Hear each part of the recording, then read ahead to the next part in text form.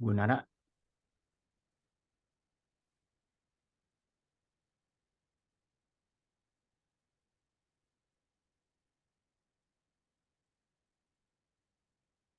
Halo, halo. Halo Mas Ari. Bisa kita mulai? Ya, Oke, Iya, bisa Mas. bisa ya. Bu Nana dulu dong, katanya tadi mau ada betul. pembukaan. Dari saya dulu. Baik. Selamat siang Bapak Ibu dan rekan-rekan sekalian. Selamat datang di Breakout Room 4. Di sesi diskusi panel di hari ini, kita akan membahas terkait dengan financial sustainability atau keberlanjutan pembiayaan. Dan sesi ini nanti akan dipandu oleh rekan saya, Mas Ari Rahadi. Mungkin saya memberikan pengantar dulu tentang Mas Ari Rahadi. Mas Ari Rahadi menerima gelar doktor di bidang kesehatan masyarakat dari University of Melbourne, Australia. Kemudian beberapa penelitian yang dikerjakannya berfokus pada analisis biaya dan cost effectiveness, determinan kesehatan dari populasi rentan, dan epidemiologi terapan. Beliau juga merupakan postdoctoral fellow di University of Illinois at Chicago. Area penelitian yang diminati berkembang dan mencakup stigma dan diskriminasi, kesehatan mental, dan kekerasan berbasis gender. Beliau juga merupakan co-investigator dalam proyek penelitian National Institute of Health yang menguji metode notifikasi HIV bagi warga binaan pemasyarakatan di Indonesia.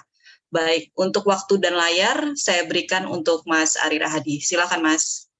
Baik, terima kasih. Walaupun kita sedikit telat, mungkin kita ada waktu sekitar 1 jam 45 menit. Kita ada 4 pembicara yang sangat hebat, tentu saja di sini, yang sangat saya nantikan juga untuk paparannya. Dan sebagai aturan, kita akan membatasi waktu paparan itu 15 menit untuk tiap peserta, sehingga nanti kita mempunyai waktu yang cukup banyak untuk diskusi dan juga untuk menjawab pertanyaan-pertanyaan yang mungkin juga penting untuk disampaikan nanti untuk dirangkum hasilnya pada saat akhir sesi dan pada saat akhir Pernas ini. Itu peraturan yang harus kita coba untuk kita patuhi. Dan sebagai background dari tentang keberlangsungan keberlangsungan pendanaan dan terutama untuk HIV, background-nya mungkin kita akan melihat bahwa HIV ini sepertinya bukan merupakan suatu bidang prioritas kalau kita lihat dari besaran beban kesehatannya. HIV tentu saja dalam pendanaannya itu berkompetisi dengan penyakit-penyakit lain, dan sayangnya HIV juga tidak ada di dalam top 10 penyakit dengan beban kesehatan terbesar, yang dimana itu didominasi oleh penyakit kardiovaskular. Nah, hasil penelitian dari Health Policy Plus juga menggambarkan bahwa kebutuhan pendanaan domestik untuk HIV di Indonesia diperkirakan mencapai 11,3 triliun rupiah di tahun 2023. Dan ini menimbulkan komplikasi sendiri. Walaupun memang sebagian besar dan hampir 60%-nya itu bisa diakomodir oleh budget lokal, tapi ada beberapa aspek dari program itu yang belum tersentuh sama sekali, atau mungkin sangat minim sekali itu untuk peran pendanaan lokalnya. Contoh misalnya untuk program pencegahan, dan juga untuk program penjangkauan, yang sebenarnya itu hanya mencapai 2% dari total spending yang ada di tahun 2020. Tapi ini tentu saja akan menjadi pertanyaan besar, bagaimana kalau kita mau mencoba untuk memastikan bahwa program ini sustainable tahun ke depan, bagaimana caranya agar kita juga bisa ikut membiayai program ini, sehingga pembiayaan tidak hanya terfokus untuk obat-obatan dan juga supply seperti misalnya untuk kebutuhan obat-obatan antiretroviral seperti itu, ataupun juga alat tes. Nah, itu mungkin sedikit background-nya. Dan tentu saja ada terobosan-terobosan baru lagi di dalam dunia penanggulangan HIV, seperti misalnya profilaksis post pre-exposure prophylaxis, atau mungkin nanti ada antiretroviral baru yang tentu saja membutuhkan pendanaan untuk bisa mengcover itu dan bisa mencapai ke seluruh Indonesia yang dibutuhkan oleh ODIF untuk meningkatkan taraf kesehatannya. Dan pertanyaannya, bagaimana kita bisa menciptakan keberkesinambungan pendanaan untuk HIV? Mungkin itu pertanyaan yang ingin coba kita jawab melalui sesi di siang hari ini. Baik, tanpa basa-basi lagi, kita memiliki presenter pertama, yaitu Profesor Askobat Gani. Dan suatu kehormatan saya dapat seforum lagi dengan Profesor Askobat Gani. Terakhir saya bertemu dengan beliau tahun 2020 waktu kita melakukan studi tentang estimasi biaya ekonomi untuk kekerasan terhadap perempuan bersama dengan Mampu dan juga AusAid. Dan Profesor Askobat Gani ini juga memiliki keahlian dalam bidang ajar ekonomi kesehatan, manajemen keuangan, dan administrasi pelayanan, dan mendapatkan gelar doktornya itu dari Johns Hopkins University di USA. Untuk waktu dan tempat saya persilakan untuk Profesor Asko Badgani untuk memulai paparannya. Terima kasih. Baik, terima kasih Pak Ari ya, Pak Ari Rahadi, moderator. Salam jumpa lagi. Selamat sore semuanya. Saya ingin menyampaikan salam dulu kepada sahabat, guru, dan panutan saya, Bu Nafsiah Boy. Saya nggak tahu apakah dia masuk dalam room 4 ini. Baik, saudara, untuk mempercepat waktu, berapa menit ini Pak Ari? Kita coba dengan 15 menit dulu, Prof. 15 menit, mudah-mudahan cukup ya. Oke, topiknya adalah mengenai sustainability dari pembiayaan HIV. Sebentar, ini saya share slideshow. Saya cek dulu, sudah terlihat ya? Sudah, Prof. Ya, baik. Ya, topiknya adalah Financial Sustainability Program Pengendalian HIV, gitu ya. Tadi Pak Ari mengatakan kan, memang HIV ini bukan top 10, tetapi dalam public financing policy itu bukan hanya top 10 apa tidak. Apakah ya pelayanan itu bersifat public good apa private good? Itu dasarnya dalam financing policy. Misalnya ya lepra tidak top 10, tapi itu dana publik harus hadir di sana karena dia bersifat public good. Nah, apa itu public good? Public good itu adalah kalau dia marginal cost-nya kecil, tetapi mempunyai eksternalitas yang sangat besar itu di kolom ke tengah itu ya. Dia ada marginal cost, tetapi eksternalitasnya penting sekali itu ya, manfaatnya dan dampaknya bagi orang banyak sangat besar. Di situ umumnya penyakit menular seperti TBC, HIV/AIDS, ya malaria termasuk merit good. Jadi dia mengarah kepada private good karena marginal cost. Misalnya kalau di dalam komoditas umum mercusuar itu jelas ditanggung oleh public good, tidak ada private masuk situ. Karena tidak ada misalnya kapten kapal yang mau bayar karena tidak excludable. Sama dengan HIV ini juga demikian ya. Dia ada marginal cost tetapi eksternalitasnya sangat besar. Oleh karena itu barang-barang seperti itu selalu dibiayai oleh pajak. Ya, kalau di kesehatan termasuk HIV, TB, malaria, lepra, termasuk di situ misalnya filaria. Tapi yang dimaksud private good itu misalnya adalah medical check up, bedah kosmetik, itu private good tidak dibiayai oleh negara. Jadi itulah alasan kenapa HIV ini harus dibiayai oleh pemerintah. Artinya apa? Pembayarannya harus tax base. Ya, untuk orang miskin yang tidak mampu ya kita subsidi. Tetapi orang kaya memang kalau dia mampu silahkan bayar, atau kalau bayarnya terlalu mahal dia menjadi peserta asuransi, apakah commercial insurance atau social insurance. Nah, ada 3 pilar itu untuk financial sustainability dari pengendalian HIV ini. Ya, secara umum, pilar pertama itu adalah anggaran dari sektor publik. Nah, kalau di Indonesia itu kita dari APBN, APBD. Yang kedua adalah pembiayaan HIV ini melalui sistem asuransi, apakah komersial ataupun social insurance. Ya. Ketiga adalah dari private sector, ini tulisan agak ke bawah begitu ya. Nah, bagaimana kita menjamin adanya anggaran HIV ini dalam sektor publik? Tentu harus ada statement di dalam komitmen politik. Artinya apa itu? Masuk dalam RPJMN, masuk dalam dokumen RPJMD, masuk dalam dokumen Renstra Kesehatan baik di pusat, provinsi maupun daerah. Ya. Nah, umumnya itu sudah ada di dalam Renstra Kesehatan. Ya. Kedua, tentu harus ada alokasi anggaran untuk HIV/AIDS dalam APBN, APBD.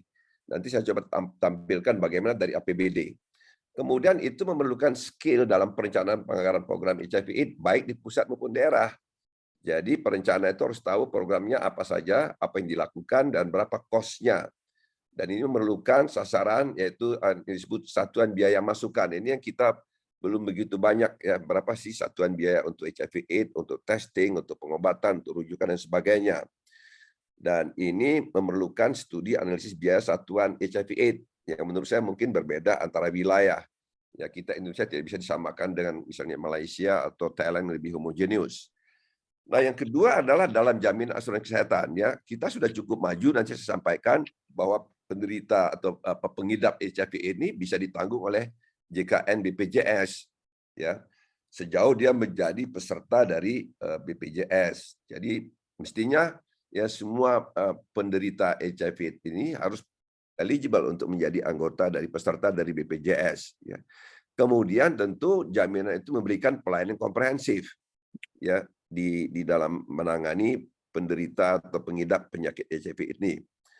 Nah, untuk yang tidak mampu ditanggung pemerintah, kemudian yang mampu itu bisa ditanggung sendiri iurannya atau bersama-sama dengan pemberi kerja. Ya, jadi kemudian ada jaringan pelayanan yang memberikan pelayanan HIV/AIDS secara komprehensif. Itu persoalan kita dalam asuransi ini. Kita jamin, tetapi belum tentu pelayanan yang ada. Tadi disampaikan oleh pembicara sebelumnya, oleh Bu Naf juga ya, apakah kapasitas primary care kita, puskesmas, itu sudah mampu memberikan pelayanan komprehensif. Nah, kalau dari ketiga, ya pembiayaan dari sektor private, secara global memang potensi swasta ini belum dimobilisasi secara optimal. Dan ini perlu pemetaan potensi swasta dan perlu mediasi dan advokasi kepada sumber swasta tersebut, tetapi juga sama dengan tadi pemerintah perlu pelatihan agar swasta mampu menyusun program dan anggaran untuk HIV/AIDS. Ini saudara 3 pilar tadi gambarnya pada tingkat global, Indonesia belum masuk di situ, ini saya kira studi dari USAID ya. Di sini ada peta negara-negara yang sudah mencoba mengembangkan sustainability dari 3 pilar tadi. Di kanan itu ada warna-warna ya, saya tidak bacakan di sini. Barangkali peta semacam ini perlu juga kita buat untuk Indonesia. Oke, mari kita lihat sumber pemerintah APBN. Ya, pada tahun saya tidak lengkap datanya ini, tetapi pada tahun 2015 itu kira-kira 22,5 juta US dollar. 2019 itu naik menjadi 75,6 ya, 3 kali lipat. Tetapi masih jauh di bawah kebutuhan estimasi pada waktu itu adalah sebesar 184 juta US dollar. Jadi ada kekurangan sekitar 109 US dollar. Nah, kita untungnya dibantu oleh Global Fund yang di bawah itu. Ya, sejak 2013 sampai 22 tahun ini itu sudah mencapai sekitar 20,9 triliun rupiah atau 11,5 miliar US dollar. Dan jumlah itu disalurkan kepada Kemenkes dan komunitas yang aktif dalam pengendalian HIV/AIDS. Nah, seperti dikatakan saudara oleh Bu Naf juga oleh pembicara sebelumnya, memang pada tahun 2020, 2021, dan sekarang 2023 terjadi displacement anggaran APBN untuk pengendalian pandemi COVID-19. Nah, ini kira-kira gambarannya, tapi ini pada tahun 2018 ya, komposisi dari pembiayaan HIV itu 1,9 triliun rupiah, dan oleh Kemenkes sekitar 52%. Itu lihat JKN hampir 27% peranannya, kemudian daerah itu kira-kira 21,3%. Nah, bagaimana dari daerah, saudara? Ini ada data dari Jember contohnya ya. Tahun 2016 di Kabupaten Jember, Jawa Timur itu 481,9 miliar. Itu sebagian besar dari Global Fund, 70%. 30%-nya dari APBD, itu pun dari dana transfer pusat yang disebut dana alokasi umum ke daerah. Saya baru-baru ini bulan kemarin melakukan district health account di banyak kabupaten. Saya kutip dari 2 saja ini, satu adalah Kuningan ya di Jawa Barat dan satu lagi Manggarai di NTT. Nah, mereka mengeluarkan anggaran tetapi hanya untuk testing orang berisiko, yaitu salah satu pelayanan wajib dalam SPM, mengeluarkan anggaran sebesar 280 juta di Kuningan. Dan itu sebagian besar datang dari dana BOK. Ya, dana BOK itu bantuan operasional kesehatan. Nanti saya sampaikan bagaimana perkembangan dana BOK tersebut. Juga dengan Kabupaten Manggarai, itu sekitar 68,7 juta, sumbernya juga terutama dari dana BOK. Jadi ini dua-duanya untuk testing, ya, baik di Jember, kemudian Jember itu ada pengobatan pada tahun 2016 ya, karena waktu itu memang insuran belum berkembang sekali di bawah JKN.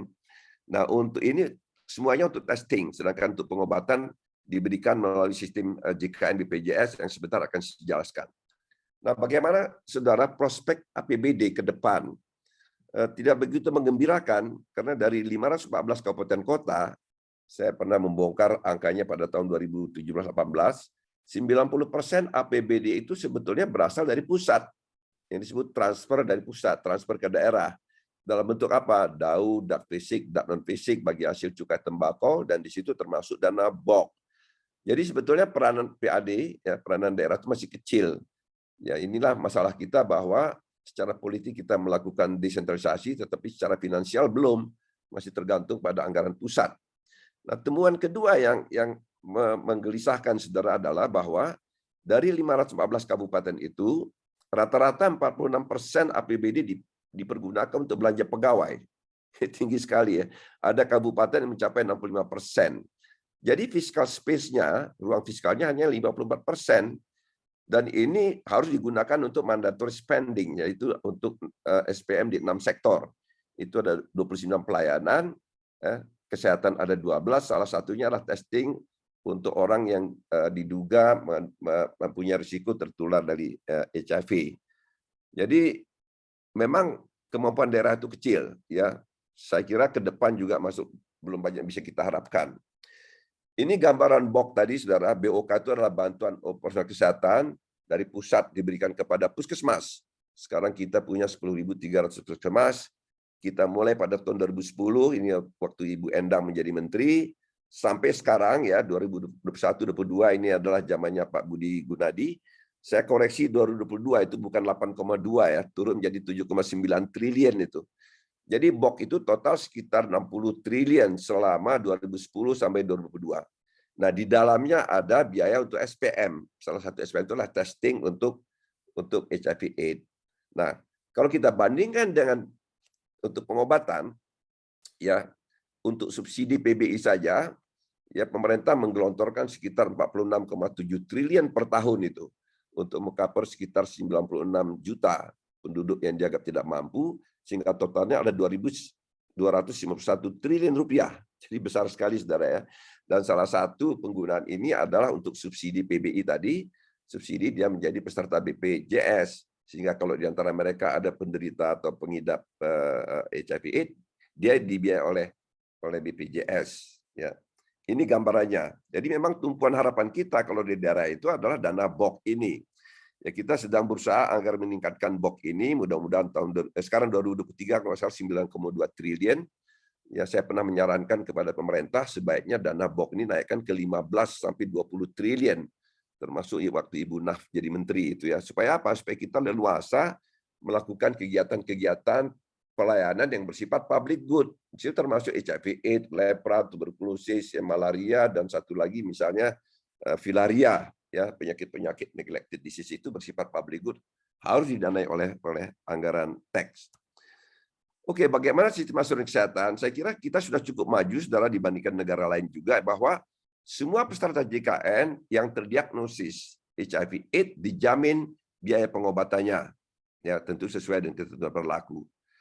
Termasuk kalau itu nanti untuk di puskesmas, itu termasuk dalam pembayaran paket kapitasi yang dibayarkan oleh BPJS kepada FKTP, puskesmas. Nah, bagaimana rujukan? Rujukan sudah juga dimasukkan di dalam tarif INA-CBG. Pembayaran ke rumah sakit itu ada rincian dari pelayanan bagi penderita atau pengidap HIV/AIDS di situ. Jadi sudah ditanggung, baik untuk pelayanan primer maupun sekunder. Untuk pemeriksaan lab, untuk monitoring rutin, itu juga dijamin oleh BPJS. Nah, ini sebetulnya juga untuk screeningnya tadi sudah didanai melalui BOK ya di puskesmas. Demikian juga untuk obat-obatan. Jadi saudara, sebetulnya HIV ini sudah masuk dalam skema sistem jaminan kesehatan kita, yaitu JKN yang dikelola oleh BPJS. Persoalannya adalah supply side-nya. Nanti sudah dibahas ya oleh pembicara sebelumnya Ibu Endang tadi, bahwa memang puskesmas itu misalnya lab-nya belum siap, tenaganya belum siap. Ya tadi Ibu Naf juga menyarankan adanya tenaga lab yang kompeten untuk memeriksa HIV/AIDS ini. Itu yang dari daerah. Nah, ini skemanya saya tidak jelaskan, yang tadi sudah jelaskan ya, skema dari pembiayaan HIV/AIDS bagi peserta dari BPJS. Nah, untuk private saudara, ini maaf saya belum bisa menyampaikan dalam presentasi ini karena saya belum ketemu ini peta sektor swasta yang terlibat di seluruh Indonesia, siapa sasaran penduduknya dan di wilayah mana beroperasi. Mungkin sudah ada ya, tapi saya cari-cari belum ketemu untuk persiapan presentasi ini. Kemudian jenis layanan apa yang dibiayai oleh sektor swasta tersebut, dan bagaimana sustainability-nya kalau misalnya peran swasta ini bersifat proyek. Karena sering sekali project based intervention itu punya jangka waktu ya 5 tahun, ya 6 tahun, setelah itu memang dipertanyakan sustainability-nya. Kalau tidak ada skema exit strategy, misalnya tapering off dari bantuan swasta ini kemudian digantikan oleh apakah oleh APBN, APBD. Tapi tadi saya katakan bahwa untuk APBD itu kecil kemungkinan karena fiscal space-nya sangat rendah, apalagi kalau sebagian besar dari APBD itu sebetulnya adalah anggaran dari pusat. Demikian Pak Ari yang bisa saya sampaikan. Ya, mudah-mudahan bermanfaat. Terima kasih. Wassalamualaikum warahmatullahi wabarakatuh. Baik, terima kasih Profesor. Ya, presentasi yang menarik, tapi sebelum saya merangkum, mungkin kita akan lanjut dulu demi kemaslahatan waktu kita bersama. Baik, dan untuk presenter berikutnya, saya punya seorang praktisioner di dunia HIV/AIDS yang tidak asing lagi, tentu saja, Mas Adi Nugroho. Beliau merupakan, beliau menyelesaikan pendidikannya di Belanda, di Erasmus University of Rotterdam, dan meraih gelar PhD, Doctor of Philosophy, dengan spesialisasi di Public Health Education dan Promotion. Dan pada saat ini beliau menjabat sebagai Technical Consultant on Community Engagement di UNAIDS Indonesia, dan sebelumnya menduduki beberapa posisi akademik juga di Universitas Lambung Mangkurat, Banjarbaru, dan juga di Universitas Gadjah Mada. Oke, waktu dan tempat dipersilakan untuk Mas Adi Nugroho dengan waktu yang sama seperti Profesor Gani, 15 menit. Terima kasih. Baik, terima kasih Mas Ari. Saya izin share screen sendiri ya. Boleh. Apakah sudah terlihat? Sudah. Ya. Baik, selamat siang Bapak dan Ibu. Assalamualaikum warahmatullahi wabarakatuh. Om Swastiastu, Namo Buddhaya, dan salam kebajikan. Terima kasih untuk JPHIV untuk undangannya mempresentasikan apa yang kami kerjakan saat ini. Saya sangat berbangga sekali bisa satu sesi dengan Prof. Askobat nih tahun 22 tahun yang lalu, mungkin Prof ingat. Saya dulu jadi mahasiswa itu jadi melakukan kegiatan yang pembicaranya Prof. Askobat, sekarang ketemu di sini. Ya, sebagai disclaimer dulu bahwa saya bukan health economist, jadi seperti yang Mas Ari bilang adalah praktisi program khusus di UNAIDS Indonesia pada bagian community work. Nah, sehingga di dalam presentasi ini penekanan tentang keberlanjutan pembiayaan lebih pada berbasis pada technical assistant yang kami lakukan bersama dengan para mitra untuk memperkuat keberlanjutan pembiayaan, khususnya pada yang berfokus pada untuk keberlanjutan community-led response atau respon-respon berbasis komunitas di Indonesia. Secara outline ada beberapa hal, nanti Mas Ari mohon kalau misalnya 3 menit lagi saya bisa diingatkan kalau waktunya mau habis.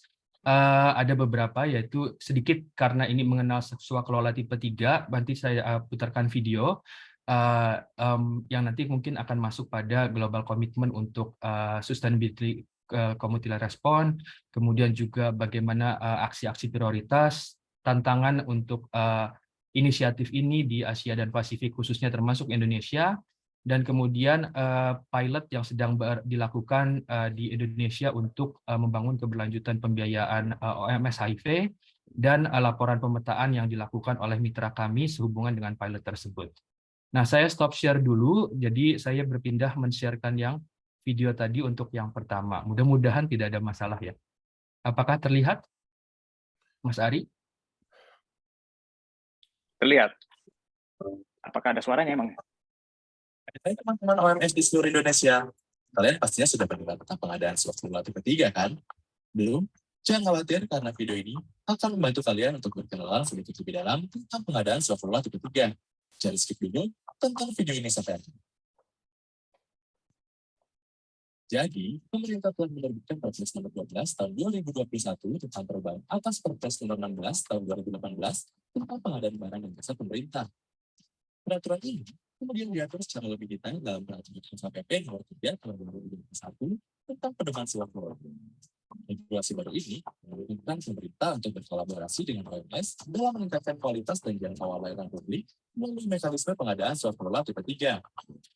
Selain itu, swakelola tipe 3 ini juga akan meningkatkan partisipasi masyarakat, khususnya teman-teman OMS kalian, untuk berpartisipasi dalam program-program pembangunan. Dari sini saja sudah terdengar menarik ya. Mari kita selami lagi lebih dalam. Seperti teman-teman ketahui, pemerintah sangat membutuhkan bantuan dan partisipasi teman-teman OMS dalam pembangunan loh. Hadiran OMS sebagai pelaksana swakelola tipe 3 dapat mengisi kesenjangan kebutuhan barang atau jasa pemerintah yang tidak dapat disediakan oleh pelaku usaha atau melalui tipe swakelola lainnya. Kenapa? Karena teman-teman di sini yang lebih mengetahui situasi, kondisi, dan permasalahan hingga akar rumput. Kemudian juga memiliki pendekatan yang tepat untuk memecahkan permasalahan yang ada di masyarakat. Misalnya, teman OMS di bidang kesehatan dapat membuat program dukungan penanggulangan HIV/AIDS di Indonesia berbasis komunitas. Oleh karena itu, partisipasi dari teman-teman OMS akan sangat membantu membuat program pembangunan menjadi lebih tepat sasaran dengan berbagai lapisan untuk masyarakat. Oh iya, seluruh OMS, kita ulangi, seluruh OMS tanpa terkecuali bisa menjadi pelaksana pengadaan surat kelola ketiga selama memenuhi syarat yang telah ditetapkan dalam Perpres. Apa saja persyaratannya? Yang pertama, ormas harus berbadan hukum, yayasan, atau kumpulan yang telah mendapatkan pengesahan dari Kementerian Hukum dan HAM. Kedua, memiliki status wajib keterangan wajib pajak, memiliki perangkat organisasi yang terstruktur, memiliki ADART, punya bidang kegiatan yang berhubungan dengan barang atau jasa yang akan diadakan, kemudian mempunyai alamat kantor yang benar, yang jelas, memiliki personel tetap yang mempunyai keilmuan dan pengalaman di bidang yang harus dilakukan, dan terakhir adalah memiliki perjanjian kerjasama kemitraan jika pelaksana swasta lebih dari satu OMS. Teman-teman telah memenuhi persyaratan untuk melakukan swasta ketiga. Kalau begitu, teman-teman sudah bisa mengikuti pengadaan barang dan jasa melalui mekanisme swasta ketiga. Lalu, apa saja barang dan jasa yang bisa diadakan melalui swasta ketiga?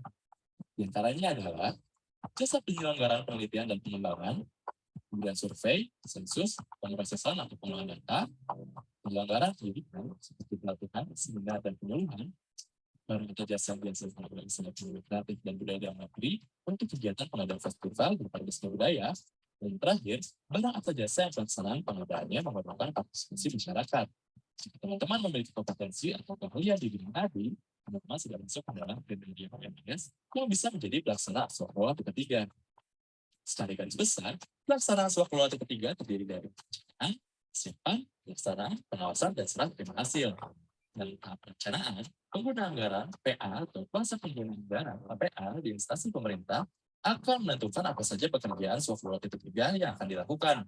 Setelah itu, persiapan dari instansi pemerintah terkait akan menyusun kerangka acuan kerja atau KAK, membuat pengumuman, dan melakukan seleksi calon pelaksana swasta ketiga. Teman-teman dapat memperoleh informasi ini cara mengikuti perencanaan pengadaan pemerintah di sistem informasi rencana umum pengadaan (SIRO), membuka website ataupun menjalin komunikasi dengan instansi terkait. Jika teman-teman sudah mendapatkan informasi peluang pekerjaan swasta ketiga, teman-teman dapat mengajukan diri sebagai calon pelaksana dengan mengirimkan proposal yang dapat menjawab kebutuhan pekerjaan. Penyelenggara swasta akan memilih calon pelaksana dari kualitas proposal dan kompetensi yang dimiliki oleh OMS yang mengajukan. Lanjut, setelah teman-teman terpilih sebagai pelaksana swasta ketiga, maka teman-teman akan melakukan proses negosiasi hingga menandatangani kesepakatan kontrak pekerjaan swasta ketiga.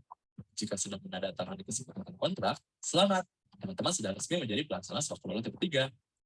Pastikan pelaksanaan swasta sesuai dengan kontrak yang disepakati, karena akan ada tim pengawas yang akan menilai proses dan hasil pekerjaan.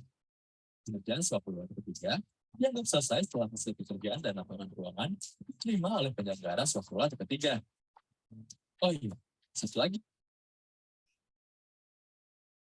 Ya, itu tadi sedikit masih ada beberapa menit, tapi karena ada waktu, mungkin waktunya terbatas, saya akan lanjutkan lagi.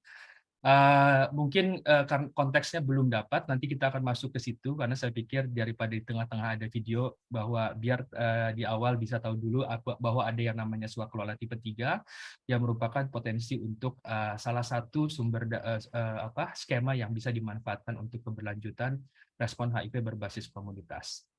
Nah, ya, ini mungkin bahwa mengingatkan kembali bahwa kita punya komitmen global yang menjadi berupa Global AIDS Strategy 2021-2006 dan juga Political Declaration tahun 2021 yang menjadi komitmen global untuk sebagai kerangka kerja seluruh negara yang terlibat di dalam komitmen penanggulangan HIV untuk mencapai target yang tentunya kita inginkan ending at 2030, dan di tahun 2025 kita masih kita tentu paham dengan semua set 95% indikator yang ingin dicapai, dan juga 10% untuk indikator-indikator yang berkaitan dengan enabling environment atau removing structural dan social barriers. Nah, berkaitan dengan itu, bahwa di dalam, saya ini highlight bahwa di dalam Political Declaration, di mana Indonesia salah satunya, ada berbagai komitmen yang salah satunya adalah bahwa di tahun 2025 ada proporsi tertentu yang mendorong partisipasi atau peran dari community-led organization. Kalau kita bilangnya LSM, NGO, ataupun CBO HIP, untuk beberapa komponen, di sini ada 30, 60, 80, yang menunjukkan ruang partisipasi atau komunitas di dalam respon penanggulangan HIV. Kenapa kemudian ini menjadi sangat penting? Kita sendiri dalam beberapa presentasi tadi dari Ibu Dapsia juga menekankan bagaimana krusialnya kemitraan pemerintah dengan komunitas. Tentunya ada area-area di mana pekerjaan-pekerjaan yang akan lebih efektif tepat sasaran apabila dilaksanakan oleh lembaga berbasis komunitas.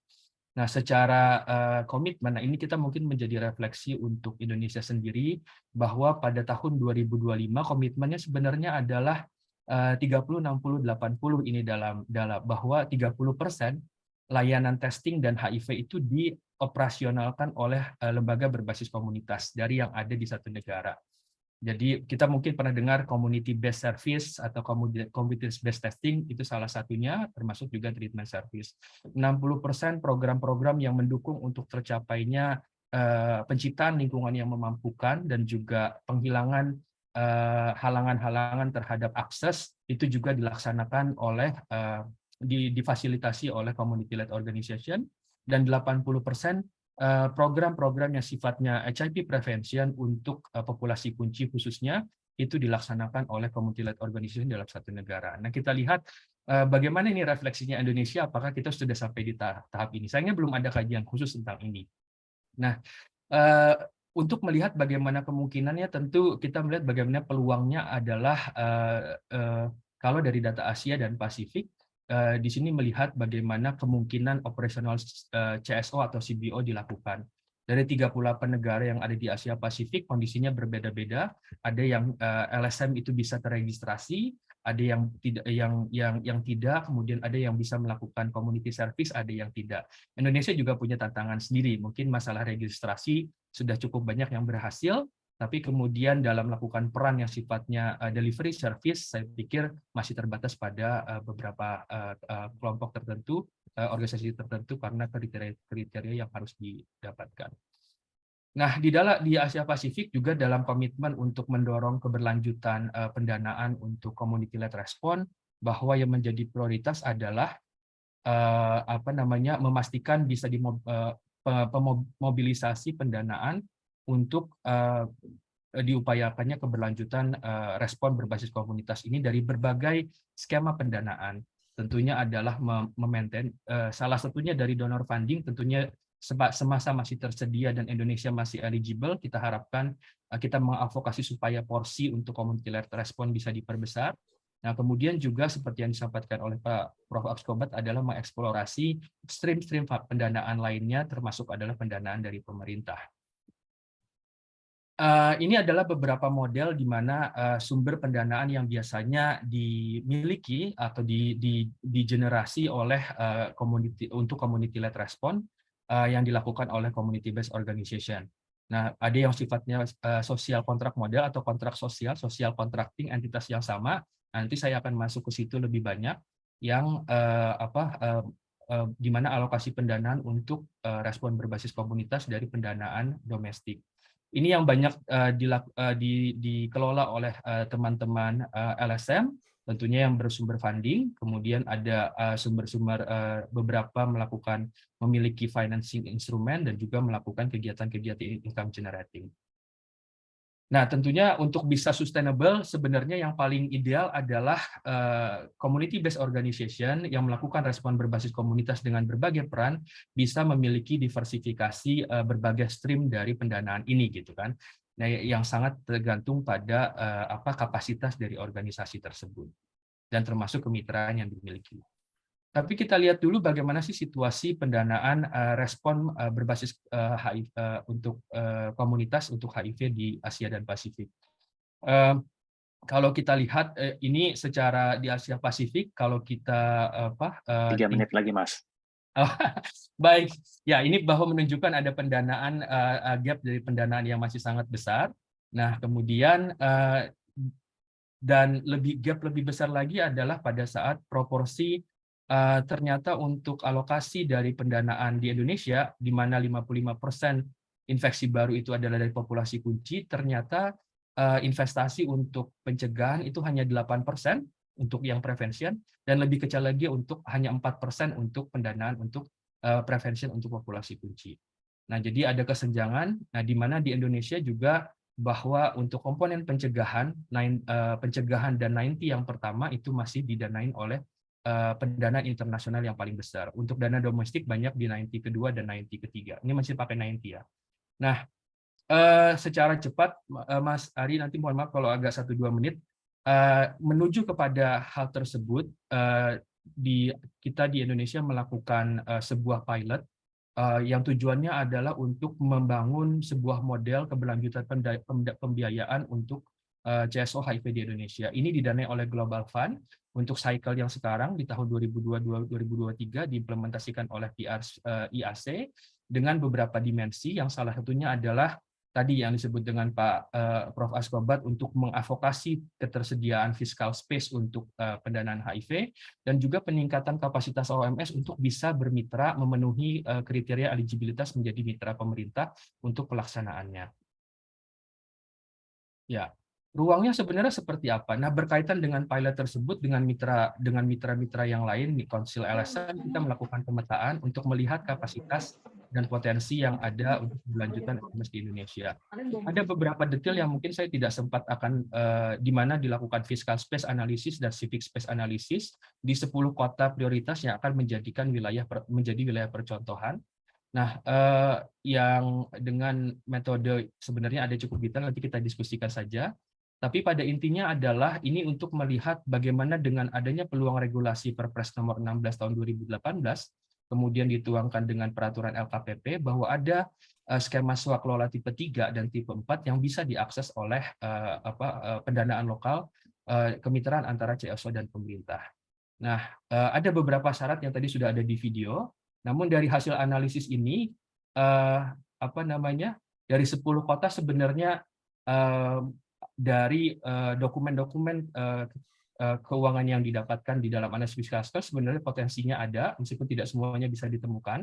Namun ada bukan hanya fiscal space yang sebenarnya diperlukan, adalah tapi komitmen dari leadership-nya untuk kemudian memberikan alokasi terhadap pendanaan untuk HIV tersebut, termasuk bagaimana yang dikontrak sosialkan dengan OMS. Nah, dari sisi OMS-nya sendiri seperti apa dari analisis civic space-nya? Ternyata awareness terhadap skema ini masih rendah dari semua OMS yang terlibat. Hanya sekitar lebih dari 50% bahkan belum tahu bahwa ada skema ini dan ada potensi ini untuk bisa dilakukan. Dari sisi eligibilitas, kita lihat bahwa eligibilitasnya adalah salah satunya masalah legalitas, termasuk juga kapasitas programatik.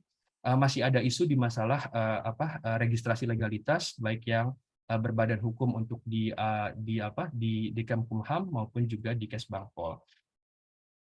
Nah, saya lanjut, termasuk kalau kita lihat beberapa analisis tentang eligibilitas dari kekuatan organisasi dari indeks kinerja organisasi. Nah, saya langsung saja pada kesimpulan daripada disebut Mas Ari ya, bahwa dari hasil fiscal space di pemetaan ini bahwa secara regulasi sebenarnya ruangnya sudah ada sampai dengan ke peraturan daerah untuk pembiayaannya gitu ya, meskipun mungkin tidak besar seperti isunya tadi yang disebutkan oleh Prof. Askobat. Namun komitmen leadership dari pemerintah daerah yang masih harus diadvokasi untuk bagaimana ini bisa menjadi lebih nyata, dan termasuk juga untuk menjalin kemitraannya dengan pihak CSO. Ada isu keterbukaan data anggaran di OPD juga masih sangat minim. Nah, sedangkan sehingga ada beberapa rekomendasi untuk OMS. Nah, ini yang menjadi basis untuk keberlanjutan pilot yang kami lakukan, bahwa fokusnya adalah penguatan kapasitas OMS supaya bisa eligible, bukan hanya kriteria administratif tapi juga kriteria programatik, termasuk bagaimana membangun trust dan upaya lobby dan advokasi dengan pemerintah lokal untuk bisa agar upaya kontrak sosialnya bisa terjadi.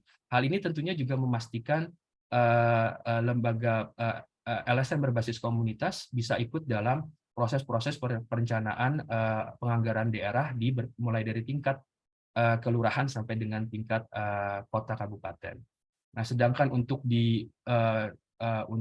kepada pemerintah adalah tentunya awareness terhadap skema ini juga masih belum merata di antara para OPD di 10 kota tersebut, sehingga perlu disosialisasikan lebih baik. Itu juga akan kita lakukan.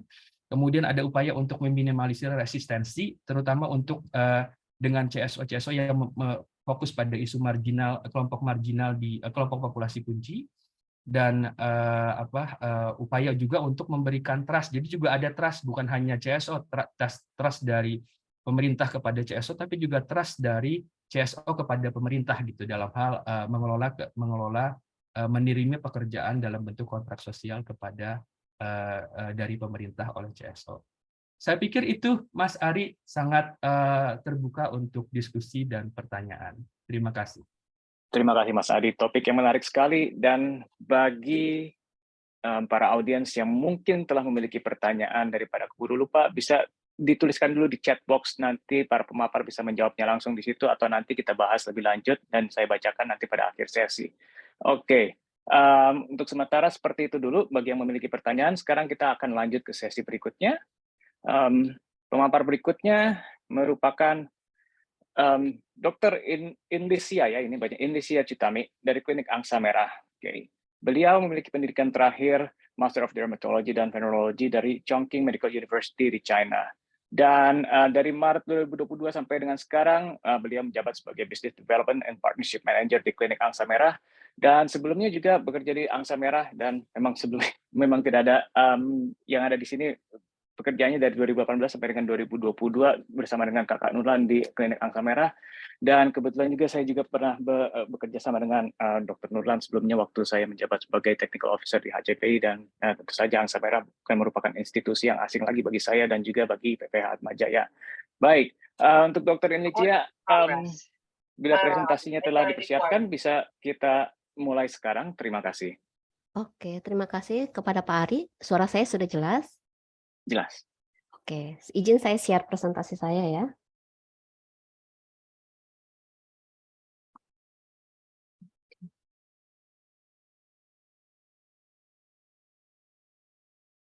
Oke, apa sudah muncul presentasinya, Pak Ari?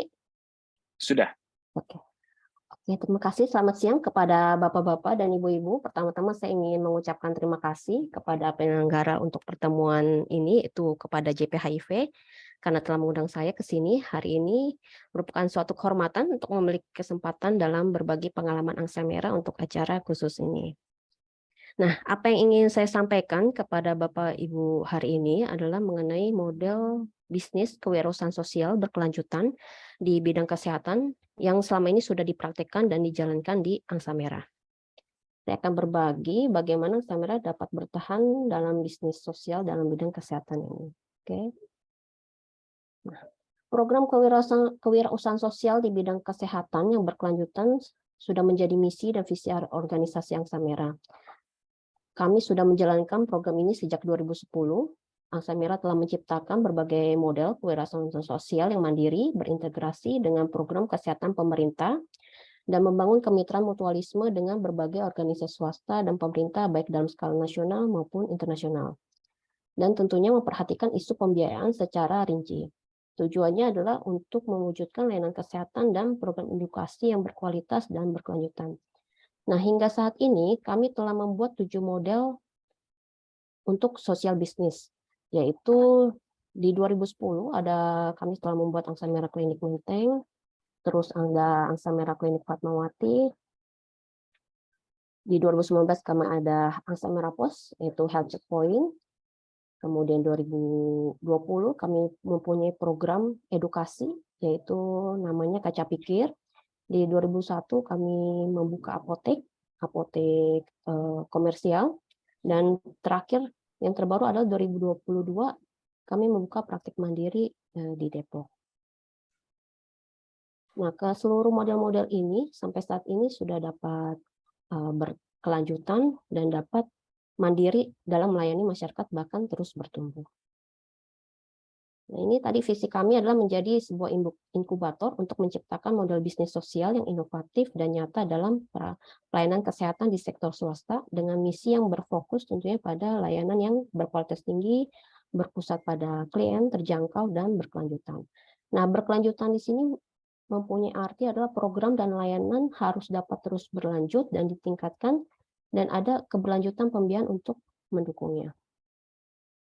Nah, bagaimana proses membuat atau mengembangkan sebuah model bisnis sosial yang berkelanjutan adalah dengan mengembangkan konsep program dan atau layanan yang nyata yang sesuai dengan visi dan misi organisasi. Kemudian mengubahnya secara rinci menjadi rencana bisnis. Nah, sebagai pelaku di sektor swasta, kita perlu tentunya untuk mengetahui atau membuat rencana tentang masalah pembiayaan. Berapa biayanya, berapa banyak dana yang kita miliki di organisasi kita, siapa mitra kita, dapatkah mereka bermitra dengan kita, dan jenis kemitraan apa yang dapat kita tawarkan kepada mereka. Oke. Nah, di slide ini saya akan menceritakan sekilas bagaimana bisnis sosial milik Yayasan Angsa Merah dibentuk dan memberi manfaat atau profit dan tentunya berkelanjutan. Nah, Klinik Angsa Merah Fatmawati merupakan model bisnis sosial Angsa Merah yang ketiga, didirikan dan didanai oleh PT Angsa Merah. Selain itu kami juga mendapatkan pendanaan dari USAID dari tahun 2013 hingga Maret atau April tahun ini. Klinik ini dimiliki oleh Yayasan Angsa Merah. Siapakah klien kami? Sejak awal kami sudah menargetkan untuk masyarakat kelas menengah ke atas yang bersedia membayar layanan kami. Tentu saja layanan yang kami berikan tidak ada stigmatisasi dan diskriminasi, ramah dan berkualitas tinggi yang berfokus pada layanan HIV, IMS, dan kesehatan mental. Nah, profit yang didapat dari klinik ini itu dimiliki oleh yayasan, karena klinik ini dimiliki oleh yayasan, maka profitnya ini tidak dapat diberikan ke PT Angsa Merah. Nah, keuntungan dari klinik ini digunakan untuk kebutuhan operasional dan perluasan klinik dan yayasannya itu untuk membuat program atau model baru dan untuk memberikan layanan kesehatan gratis bagi masyarakat tentunya dengan kriteria tertentu. Nah, hingga saat ini klinik ini telah memiliki lebih dari 500 ODIF yang sudah mengakses ARV. Kami juga memberikan konsultasi dokter dan perawatan ARV gratis untuk klien-klien CSO yang bermitra dengan Angsa Merah. Yang kedua ini adalah bisnis model yang kedua adalah Angsa Merah Pos. Mungkin yang Angsa Merah Pos ini sudah dijelaskan secara detail ya oleh kolega saya, Mas Kurnia, di sesi yang kemarin. Nah, ini saya akan jelaskan secara singkat aja. Nah, Angsa Merah Pos ini merupakan HIV Health Checkpoint yang dimulai pada akhir tahun 2019. Ini merupakan layanan tes HIV yang cepat dan murah. Biasanya kami juga mengcombine layanan tes HIV ini dengan pemeriksaan gula darah, kolesterol, dan asam urat untuk mengurangi stigma terhadap pemeriksaan HIV. Nah, Angsa Merah Pos ini layanan ini disupervisi langsung oleh klinik Angsa Merah Fatmawati. Sejak tahun 2021 hingga kini, pembiayaannya didanai oleh AEF, dan juga kami mendapat dukungan juga dari Epic USAID dari tahun Oktober 2021 hingga Maret 2023 dengan pendanaan parsial. Target kami adalah populasi kunci dalam kemitraan dengan CSO atau CBO lokal. Nah, hingga saat ini sudah lebih dari 5.600 orang yang mengakses Angsa Merah Pos dan lebih dari 200 ODIF telah didiagnosis dan melanjutkan penggunaan ARV di klinik Angsa Merah maupun di fasilitas kesehatan lainnya yang nyaman bagi mereka. Nah, pertanyaan untuk model bisnis ini adalah, apakah Angsa Merah bisa memberikan kontinuitas program ini jika tidak ada lagi dukungan atau donor dari luar? Ya, tentunya kita masih bisa, tapi tentu saja cakupannya akan terbatas, mengingat keterbatasan sumber daya yang dimiliki oleh organisasi Angsa Merah. Oke, slide berikutnya. Nah, berikut merupakan adalah pencapaian Angsa Merah sampai dengan saat ini.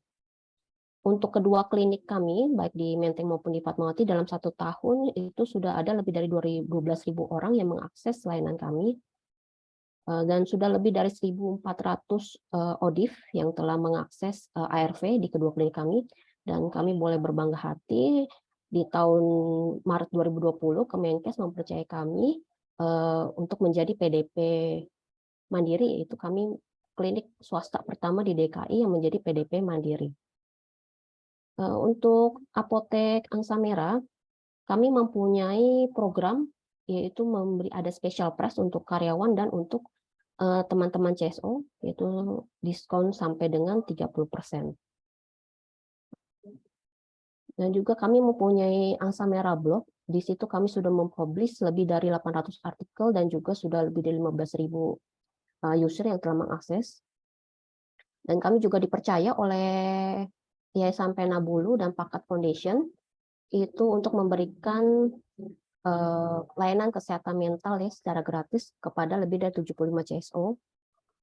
Kami juga mempunyai secara rutin program edukasi untuk kesehatan seksual dan HIV melalui sosial media marketing kami. Kami ada di Facebook, Twitter, dan di Instagram. Di Instagram kami ada 3 account, yaitu Kaca Pikir, Angsa Merah Klinik, dan Angsa Merah Plus. Juga di tahun ini kami dipercaya oleh Global Fund di Geneva, berkoordinasi dengan Akivia untuk memanage Technical Assistance Consortium untuk layanan DSD HIV di Indonesia.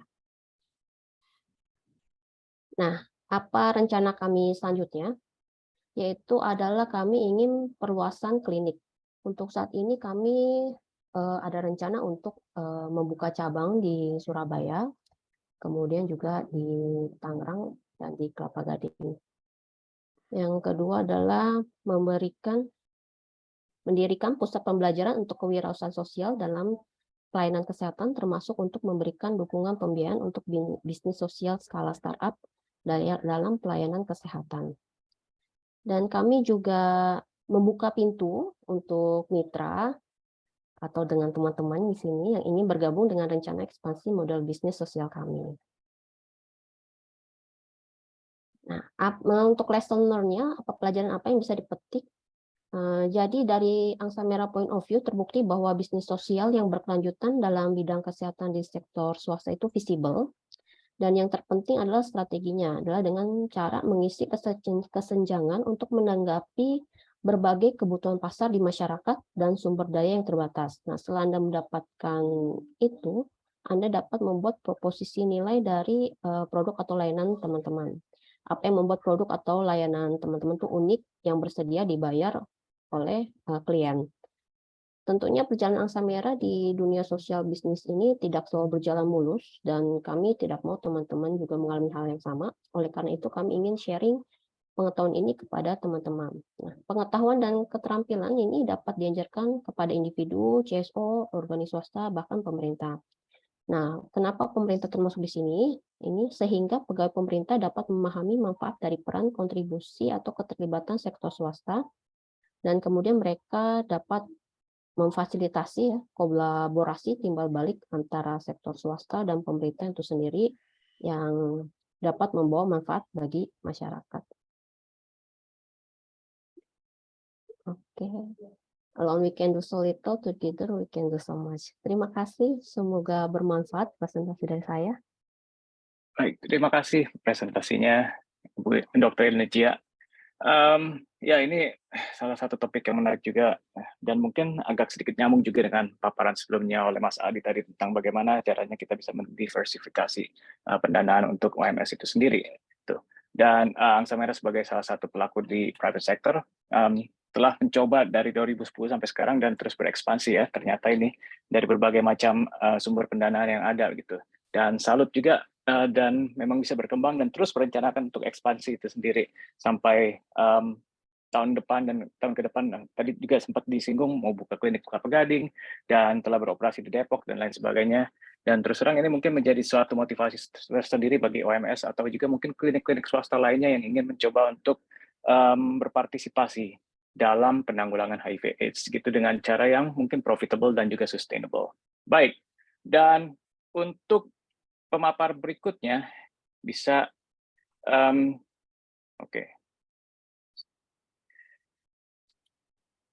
Pemapar berikutnya bernama Aris Tristanto dari Universitas Andalas. Pak Aris ini memulai karirnya sebagai manajer kasus dan akhirnya beranjak dan akhirnya mendirikan Yayasan Kesejahteraan Sosial Salin Duang Bulan. Mungkin ini juga di Sumatera juga ini lokasinya, dan beliau memiliki expertise juga di bidang kesejahteraan sosial dan sekarang merupakan kandidat doktoral untuk studi pembangunan di program Pasca Sarjana Universitas Andalas. Dan untuk Pak Aris, waktunya dipersilahkan untuk 15 sampai dengan 20 menit ke depan. Terima kasih. Oke, terima kasih Pak. Izin oke. Ya. Udah masuk belum Pak? Belum terlihat, ini lagi Proses. berproses. Sudah. Oke, izin, kayaknya sinyal saya kurang bagus untuk Baik. video. Oke, terima kasih untuk waktu dan kesempatannya kepada moderator. Saya langsung aja, soalnya lagi sinyal kurang bagus di daerah Sumatera. Ini penelitian saya terkait, ini adalah penelitian awal, masih belum bisa diambil kesimpulan secara utuh, yaitu saya ingin melihat stigmanisasi ODA di Sumatera Barat dan upaya dari pemerintah daerah Provinsi Sumatera Barat dalam penanganannya.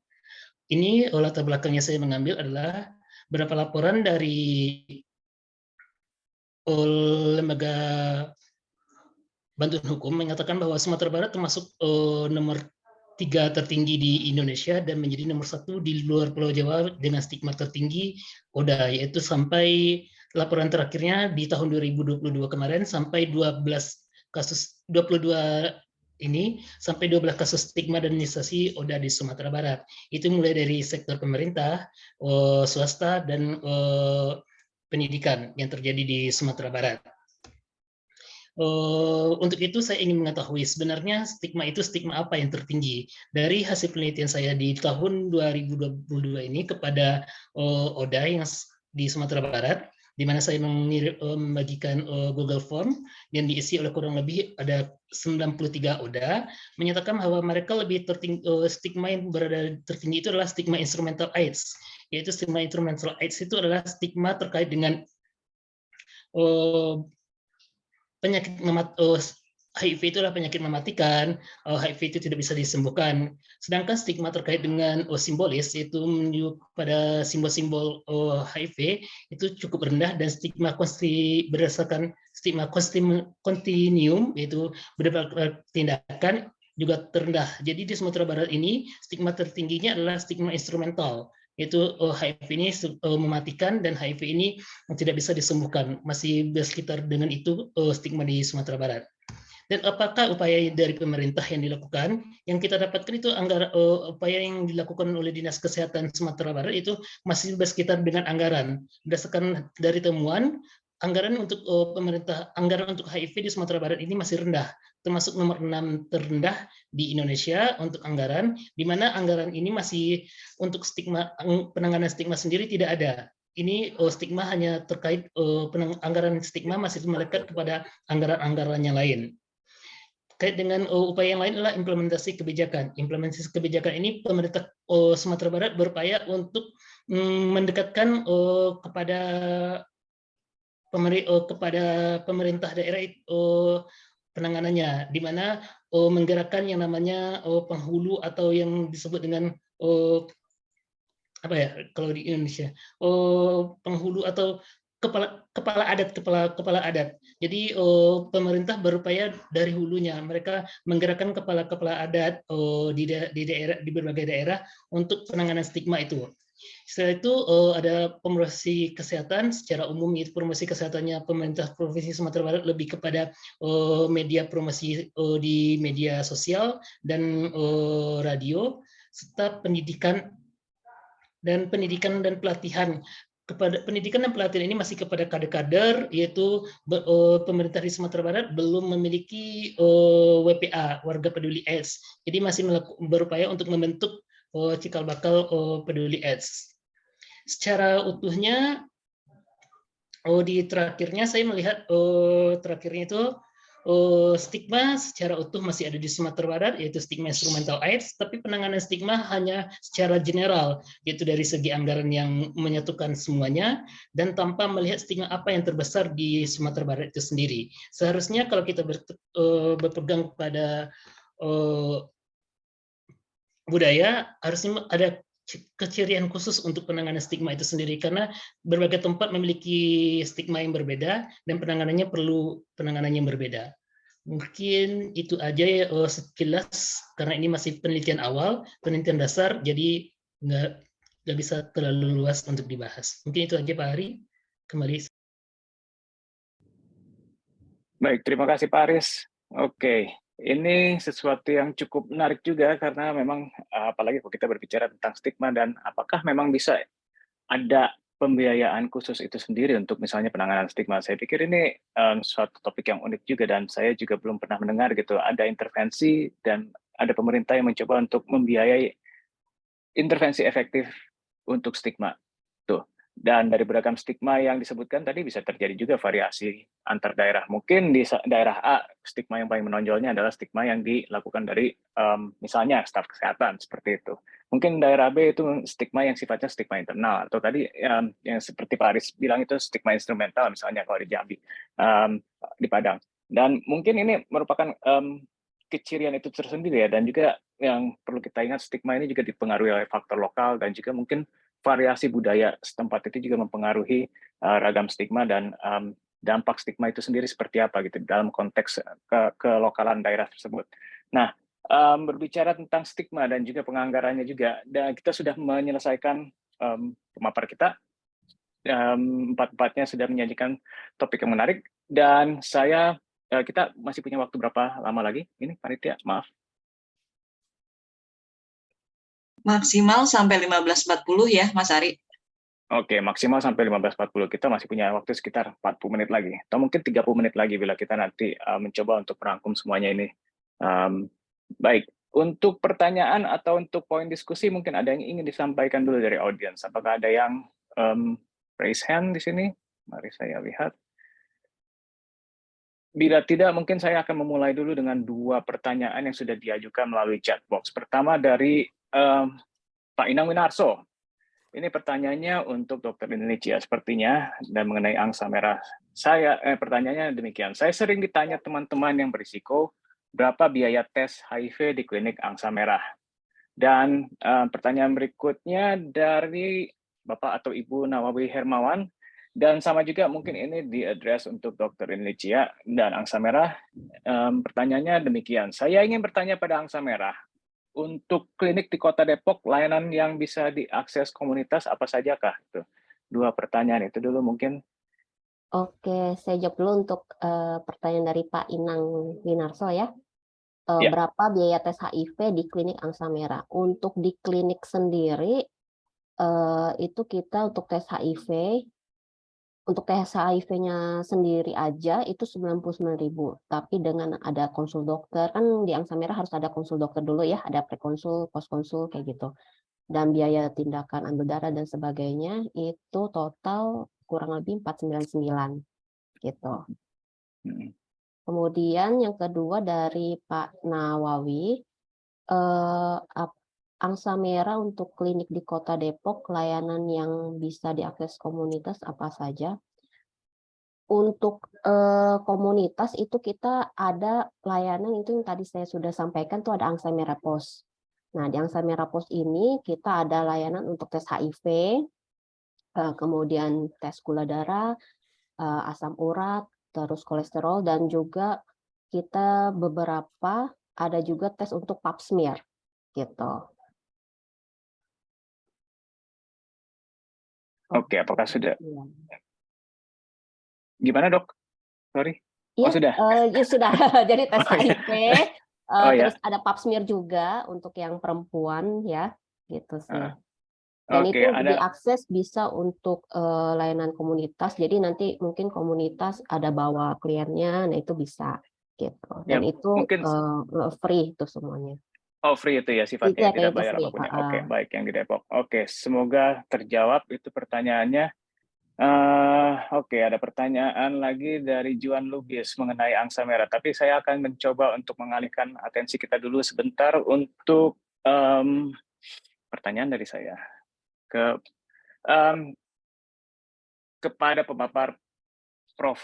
Askobat. Tadi saya melihat beberapa, walaupun nada paparannya itu optimis, tapi mungkin ada sedikit juga yang harus kita perhatikan di sini, terutama tentang tantangannya bagaimana kita bisa memenuhi kebutuhan untuk pendanaan lokal untuk di bidang HIV. Dan tadi saya tertarik itu dengan paparan Prof. Askobat tadi.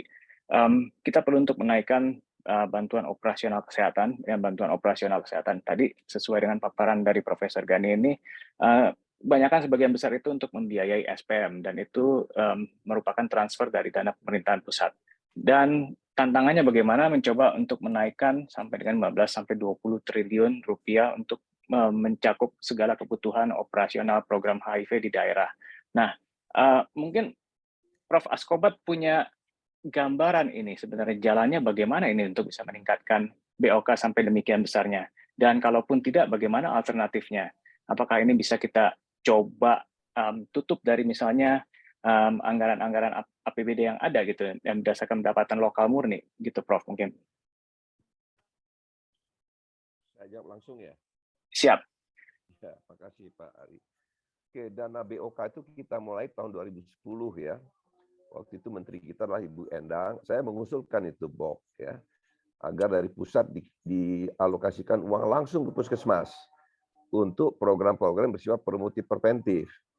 Ya, karena uang kita untuk kuratif itu besar sekali. Ya, kemudian pada menteri itu naik terus bertahap.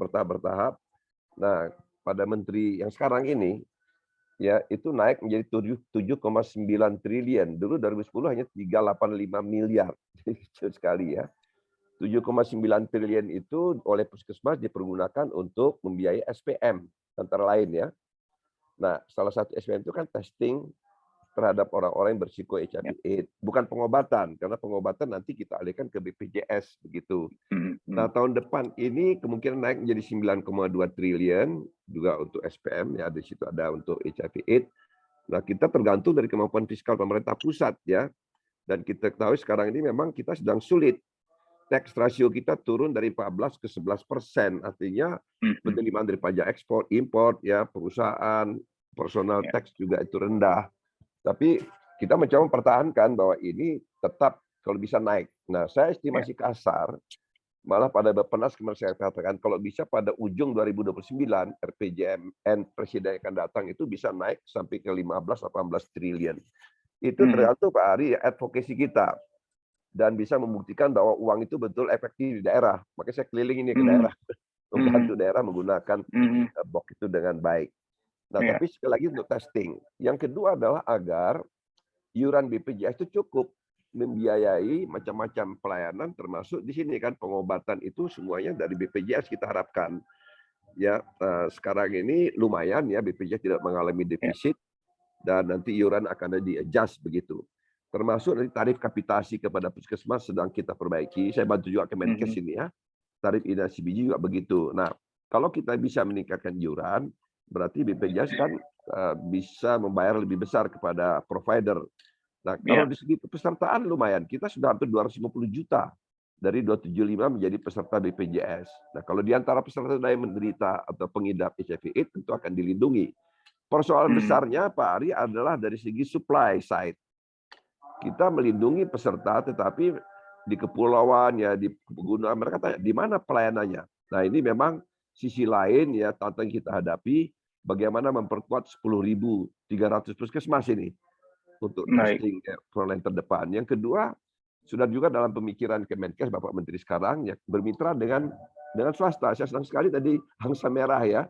Bisakah satu saat ya klinik-klinik seperti ini juga dikontrak oleh BPJS. Jadi pembiayaan-pembiayaan yang sekarang dia charge kepada pasien mungkin nanti bisa ditanggung oleh BPJS. Yaitu ada 11.000 klinik Pratama termasuk di Angsa Merah di situ. Dan tapi belum semua bisa dikontrak karena belum lolos akreditasi. Nah, jadi supply side ini kita harapkan juga masuk sektor swasta ya, kemudian ada puskesmas 10.300 yang terus terang aja di beberapa daerah belum ada dokter. Dari misalnya di antara 10.300 puskesmas itu ada 600 belum ada dokter. Nah, untuk testing ini perlu lab analis. Ya, lab analis itu dari 10.300 baru sekitar 65% yang memiliki tenaga lab analis dan sarana lab yang mumpuni begitu. Dan ini sudah masuk dalam transformasinya Kemenkes ya. Salah satu transformasi layanan primer adalah memperkuat lab. Jadi lab-nya, sarananya termasuk orangnya, staff-nya begitu. Itu ke depan, saya kira kalau policy ini konsisten, Pak Ari, saya tidak pesimis ya. Kalau konsisten, ya mengharapkan nanti presiden yang baru meneruskan policy ini. Gitu aja. Betul. Baik. Kalau dalam current policy saya kira sudah cukup baik gitu. Terima kasih. Ya, terima kasih Profesor Askobat. Ya, saya pikir itu jawaban yang menarik juga. Kalau kita lihat sebenarnya permasalahannya mungkin lebih kepada supply atau terjemahannya itu ya infrastruktur kesehatannya ini sendiri. Misalnya perlu tadi analis lebih banyak dan perlu tadi misalnya puskesmas lebih banyak dan sebarannya yang mencukupi. Dan terus terang kalau kita berbicara nanti saya akan ke Mas Adi setelah dari Profesor Askobat. Target dari UNAIDS itu sendiri 95% dan dicamkan itu, tolong koreksi kalau saya salah, tahun 2030 tercapai kah itu? Nah, ini tentu saja dengan tadi komentar dari Profesor Askobat yang demikian, kita masih perlu pertumbuhan untuk supply side-nya ini, dan semoga tidak meleset dari 2030 untuk mencapai target 95%. Dan saya tidak terlalu yakin sebenarnya target-target tersebut akan bisa tercapai tepat waktu, karena secara historis juga target dari UNAIDS itu tercapainya telat sih, kalau untuk penerapannya di Indonesia dan juga banyak negara berkembang lainnya. Bahkan untuk negara maju sekalipun juga telat, seperti itu.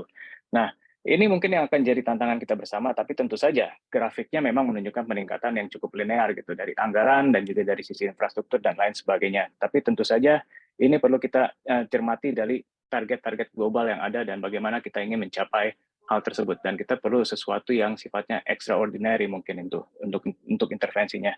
Nah, untuk Pak Adi sendiri, apakah ada komentar mengenai hal ini gitu? Maksudnya dari sisi fiskal dan juga dari sisi kesanggupan kita untuk melakukan pembiayaan, ya kita mencoba sebisa mungkin dengan segala keterbatasan yang ada, tapi sepertinya jauh api dari panggang untuk bisa mencapai target tersebut sesuai dengan waktu yang dicanangkan. Nah, ada komentar sedikit mungkin Pak Adi mengenai hal itu. Pertanyaannya ngeri nih, Prof. Ari. Kan UNAIDS harus ngeri dong pertanyaannya. Pertama mungkin koreksi dulu, kalau 2030 kan bukan target UN, tapi global target. Oh, target global. Semua penyakit mentargetkan bahwa semua akan ending di 2030 kan komitmen sebagai bagian dari SDGs. Nah, tentunya yang namanya target kan pasti harus ambisius gitu ya. Kalau tidak kan kerjanya tidak keras gitu. Nah, apakah kita on track? In a way kita sebenarnya on track dengan sumber daya yang kita punya ya. Tapi could be better, kalau misalnya harusnya bisa lebih baik. Nah, ada banyak memang PR-nya dalam 2030 atau kemudian 2025. Sebenarnya kita ngecek lagi kan dari Global AIDS Targets itu kan ada target-target di tahun 2025. Yes, kita pengen target 2030, tapi di 2025 kita lihat sedekat apa. Indonesia sebenarnya kan di 90 kedua dan ketiga sebenarnya yang PR-nya gap-nya masih sangat tinggi nih. Artinya dari ada permasalahan di supply side, layanan di mana di dalam fokus sekarang Kementerian Kesehatan mendorongnya adalah memang perbanyakan testing treatment modalities ya gitu, untuk bisa konsep sama dengan secara untuk differentiate service-nya gitu, berbagai fasilitas. Termasuk yang tadi saya tekankan bahwa bagaimana community based facilities ini harus dimaksimalkan ya kan, karena kita dari sisi demand-nya mungkin ada, tapi kemudian ada berbagai halangan yang masih membuat teman-teman tidak bisa mengakses untuk traditional modalities. Nah, itu yang perlu harus dibuka. Jadi pertama mindset-nya, jadi task shifting dan task sharing ini juga harus dibuka. Nah, yang menjadi penting ketika pembiayaan itu tadi bahwa dengan pembiayaan yang ada sebenarnya masih bisa diefektifkan kan Mas Ari dalam konteks. Artinya ya kita yakin bahwa kita harus explore pengalokasian pembiayaan untuk sesuai dengan menutup gap sedekat mungkin. Apakah bisa 100% mungkin tidak, tapi sedekat mungkin. Tapi dengan biaya yang ada juga perlu dikelola lebih efektif gitu. Misalnya hal-hal yang selama ini diimplementasikan oleh health sector sebenarnya sudah bisa mulai ditask-sharingkan dengan lembaga berbasis komunitas gitu, dengan kontrak sosial tadi. Jadi lebih ke arah sana. Mudah-mudahan tidak langsung menjawab, tapi pada prinsipnya saya harus optimis ya, harus optimis.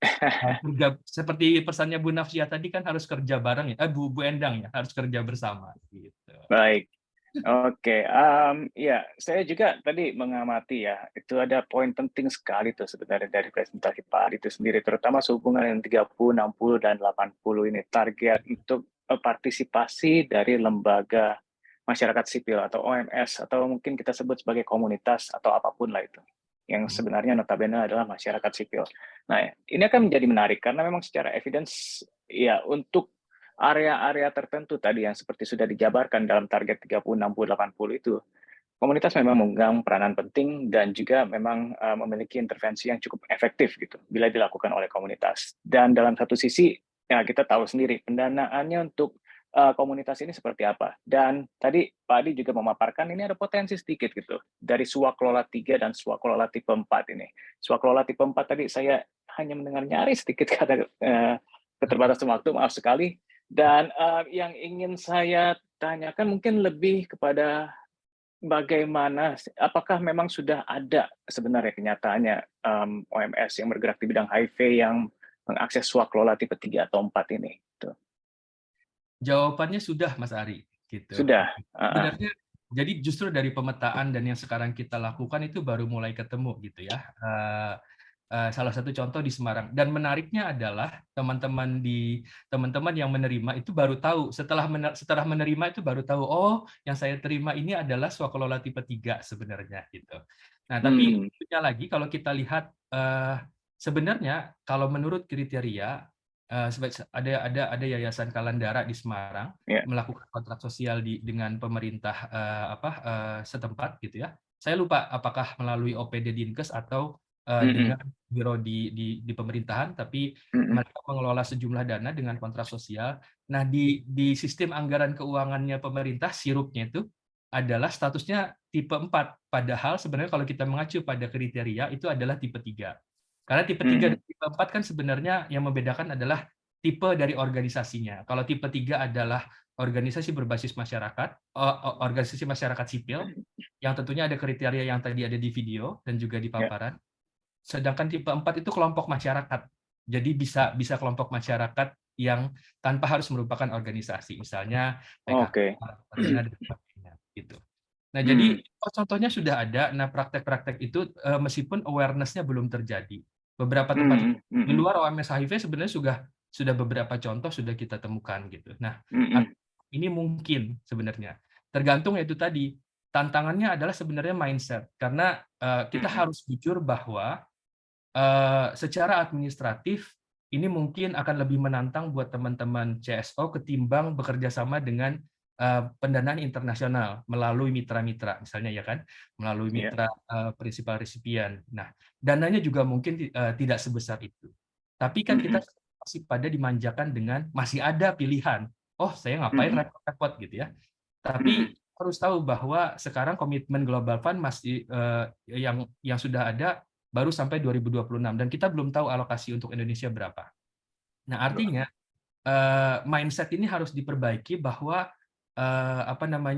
untuk mulai melirik ke arah sana untuk exit strategi, sustainability, kan respon komunitasnya harus ada terus gitu. Ya. Oke.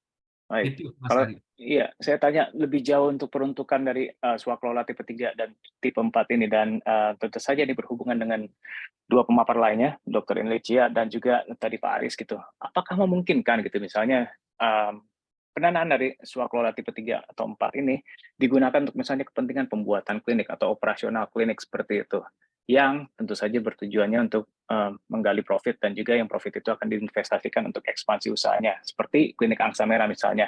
Atau apakah memungkinkan misalnya kita memanfaatkan pendanaan itu untuk program intervensi pengurangan stigma gitu? Ya. Apakah batasannya? Pertanyaan saya mungkin secara umum seperti itu. Ya, jawabannya sangat memungkinkan sepanjang ini masuk di dalam, kalau tipe 3 kan dia harus direncanakan oleh pemerintah melalui OPD maupun biro-biro yang ada di pemerintah. Jadi dia harus masuk dalam rencana kerjanya pemerintah dulu. Nah, artinya kalau makanya membangun relationship sebelum penganggaran itu dilakukan itu perlu dilakukan. Nah, kayak sekarang kan penganggaran untuk tahun 2023 itu sudah di-lock di tahun ini. Nah, artinya kalau kita misalnya nih ingin mengadvokasi bahwa perlu ada penganggaran untuk pembuatan klinik berbasis komunitas, maka advokasinya harus dari sekarang untuk angkatan tahun 2024. Nah, untuk mulai dibicarakan di tingkatan musrembang di berbagai tingkatan ya.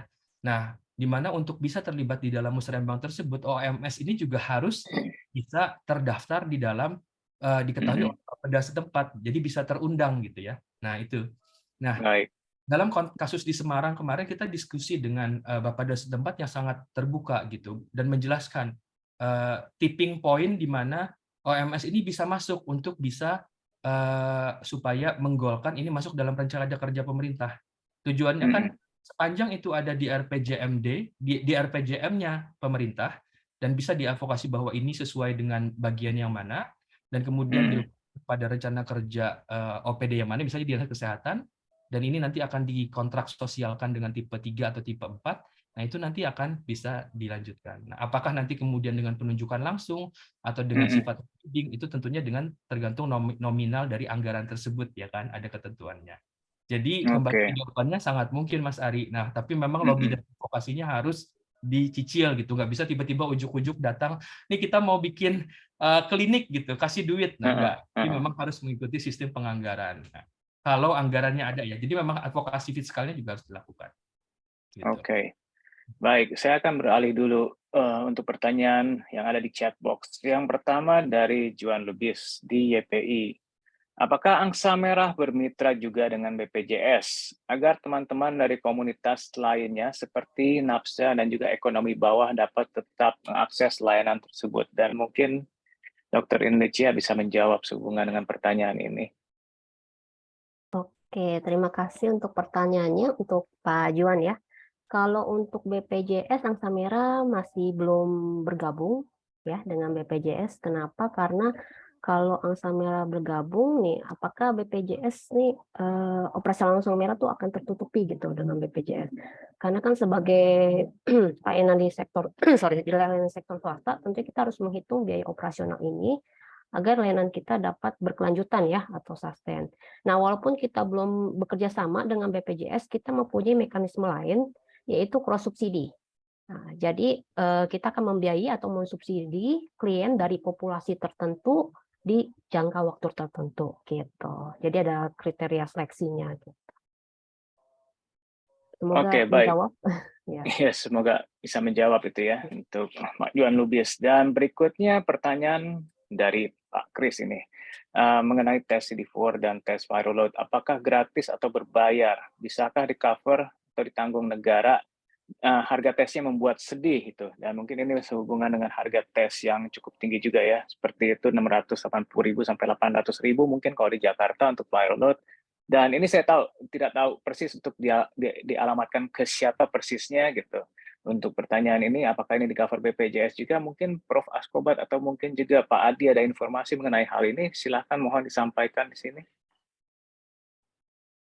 Maaf Pak Ari, tadi apa pertanyaannya?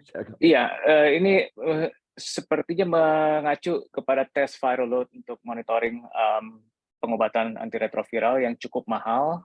Itu bisa 800.000 kalau di Jakarta, rata-rata harganya tidak salah. Apakah memang ini masuk dalam skema BPJS atau ditanggung dalam masuk ya? Masuk ini luas sekali ya, jadi skema saya tidak detail itu. Dalam Permenkesnya jelas betul itu. Bahkan masuk misalnya bayi yang dalam kandungan, ya itu juga nanti menjadi tanggungan dari BPJS. Jadi luas sekali, sangat generous gitu ya. Nah, masalahnya sekarang adalah bukan financial protection-nya, supply-nya di mana gitu. Oke, baik. Ya, jadi sedangkan itu tidak menjadi urusan BPJS JKN. Itu supply ini urusan dari Kementerian Kesehatan dan pemerintah daerah. Ya, dan kita tahu sekarang kan kita menghadapi financial constraint ya, uang kita habis buat COVID ya. Bukan untuk kesehatan, juga untuk bansos kita banyak betul, ribuan triliun itu. Kesehatan aja sudah 1.000 triliun, bansosnya berapa. Nah, ini yang memerandakan sebetulnya rencana-rencana kita susun sampai 2030. Saya kira secara global perlu adjustment itu. Nggak bisa lagi target-target SDG yang kita tetapkan pra-COVID itu masih kita pegang, harus realistis gitu ya. Nah, untuk supply side ini memang andalan kita adalah dari Kemenkes. Kalau dari Pemda itu tadi saya katakan fiscal space-nya sempit sekali. Ya. Jadi gitu, situasinya seperti itu. Ya, kita harapkan saja nanti ekonomi kita pulih, tentu kan kebijakan kan 5% APBN itu untuk kesehatan di luar gaji. Ya, jadi kalau APBN itu naik, ya ada uang. Saya kira dari Kemenkes sudah ada itu transformasi pelayanan primer, sekunder ya. Nah, jadi itu dalam rencana. Tadi saya katakan kalau sampai 2024 itu sudah masuk pipeline-nya Kemenkes. Ya, tetapi kan kita memperjuangkan nanti untuk 2025 dan selanjutnya. Yang sekarang rencana-rencana sedang dibahas oleh Bappenas. Saya juga terlibat sedikit-sedikit di situ. Jadi sangat penting kita mensecure RPJMN presiden yang akan datang ya, protect pelayanan-pelayanan yang saya katakan public good tadi, neglected disease ya, bukan hanya HIV/AIDS ya, tapi ada finaria, leprosi ya, finaria semua juga dianggarkan oleh pemerintah. Gitu Pak Ari ya. Oke, terima kasih Prof. Jadi secara prinsip memang kita harus secure dalam RPJMN ke depan nanti. Dan sekarang sedang berproses di Bappenas namanya background study health sector review. Kalau 2 yang dulu saya masih ketuanya itu. Jadi kita amankan di situ ya. Nah, kedua nanti kalau itu sudah ada dalam RPJMN, presiden akan datang tentu diterjemahkan oleh Kemenkes sampai ke daerah. Oke. Ya, kemudian yang kedua yang perlu kita perjuangkan, saya melihat memang untuk testing itu nanti secara masif massal itu ya dari BOK. Ya, dari BOK itu Pak ya. Tentu BPJS. Jadi komplementari begitu. Ya. Sedikit tentang provider Pak. Memang sekarang pemikiran kita adalah ya private sector dilibatkan dalam primary care FKTP tadi, seperti saya senang sekali mendengar angsa merah ini ya. Kalau bisa banyak seperti itu di daerah-daerah terpencil, ya asal misalnya startup cost-nya tentu bukan dari pemerintah, tapi operating cost-nya bisa ditanggung oleh BPJS. Terima kasih. Baik, iya, terima kasih Prof. Pak Adi mungkin ada sedikit komentar tentang tes CD4 dan viral load ini. Ini mungkin topik yang cukup lama mengganggu kita semua gitu. Ada yang bisa bilang di cover atau tidak? Silakan Pak Adi. Kalau saya mungkin lebih fokus pada viral load-nya. Ini kan memang jadi isu bersama dan itu tercermin dari pencapaian program kita ya. 95 yang ketiga memang masih di bawah dan isunya memang sebenarnya bukan hanya ada di 2 isu sebenarnya, ada di supply dan juga di demand side Mas Ari gitu. Nah, dalam hal supply sebenarnya yang cukup sedih kan seringkali suka ada bulan-bulan viral load ya gitu. Suka ada kalau di dalam program yang melalui pendanaan Global Fund sebenarnya sudah ada alokasi. Saya kurang paham apakah ini ada yang bersumber dari APBN untuk penyediaannya. Tapi salah satunya dari program Global Fund Cycle sekarang ada viral load yang dilakukan secara gratis. Pun kalaupun ada biaya administratif kan mengikuti di mana fasilitas kesehatan itu berada, tapi untuk tesnya sendiri gratis. Nah, tapi kadang-kadang masalah informasi ini yang tidak tersampaikan dengan baik kepada para teman-teman yang bisa mengakses tersebut gitu. Bahkan kalau tidak salah, saya punya teman dekat di Angsa Merah pun kan sudah ada beberapa gitu, kadang di bulan tertentu dengan diskon yang sangat besar gitu, 40% yang tentunya juga ada berkaitan dengan itu. Jadi mungkin itu sih ya kalau dari sisi artinya memang tidak semua layanan viral load-nya masalahnya tersedia di semua kota, yang artinya memang itu satu tantangan dan ada beberapa upaya-upaya yang inovasi dengan spesimen transfer yang ingin dilakukan. Tapi memang salah satu tugas dari community based response tadi adalah bagaimana selain ketika fasilitas tersedia juga terinformasikan dengan baik sehingga yang membutuhkan bisa memanfaatkan gitu, terutama ketika gratis atau dengan cost reduction yang signifikan gitu. Baik, saya pikir sebenarnya peluangnya untuk mencapai 95 yang ketiga gitu dengan monitoring dari viral load ini sangat memungkinkan ya dari sisi pendanaan gitu ya. Walaupun masih banyak kendalanya seperti itu ya kurang lebih ya. Problem kita kan selalu diimplementasi ya Mas Ari. Jadi harus selalu by design itu kan selalu sebenarnya di atas kertas itu efektif gitu. Tapi implementasi yang memang kita harus sama-sama perbaiki. Baik, kita masih ada 3 pertanyaan lagi yang tertera di chat box ini dan semua pertanyaannya ini sangat amat menarik dan kita akan coba dalam 10 menit ke depan untuk sedikit menyinggung, mungkin tidak seluruhnya membahas atau menjawab ketiga dari pertanyaan ini. Yang pertama dari Pak Nawawi, ini sehubungan dengan populasi khusus seperti misalnya tahanan, narapidana yang terinfeksi HIV. Bagaimanakah dengan pembiayaannya? Apakah ini di bawah misalnya Kemkumham, Ditjenpas, atau memang di bawah Kementerian Kesehatan itu sendiri gitu. Karena seperti kita tahu, Kementerian Hukum dan HAM juga mempunyai anggaran kesehatan sendiri yang tentu saja jauh dari memadai untuk misalnya pembelian ARV atau pemeriksaan viral load dan perawatan infeksi oportunistik seperti itu. Itu saya pikir yang menarik ya, karena kita sering melupakan juga kelompok populasi yang satu ini, yang tahanan, narapidana, dan bagaimana kita bisa mengatasi atau menghubungkan ini misalnya dengan sistem kesehatan mainstream yang ada di komunitas gitu, seperti misalnya dengan BPJS ataupun juga layanan HIV yang memang sudah tersedia di komunitas. Saya pikir ini pertanyaan penting yang perlu kita jawab di sini. Mungkin Profesor Askobat atau juga Pak Adi atau misalnya Pak Aris ada punya pengalaman gitu tentang tahanan dan narapidana yang terinfeksi HIV, mungkin bisa kita diskusikan di sini. Yes, izin Pak Aris sedikit informasi ya. Silakan Pak Jadi Askobat. di setiap lapas itu ada klinik.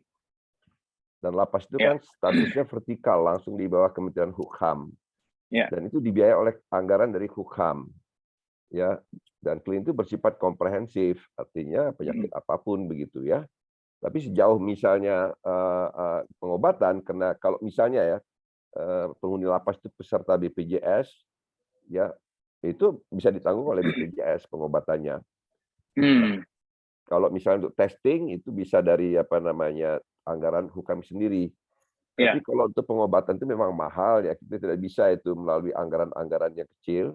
Ya lebih baik melalui pooling resources, yaitu JKN. Gitu, ya.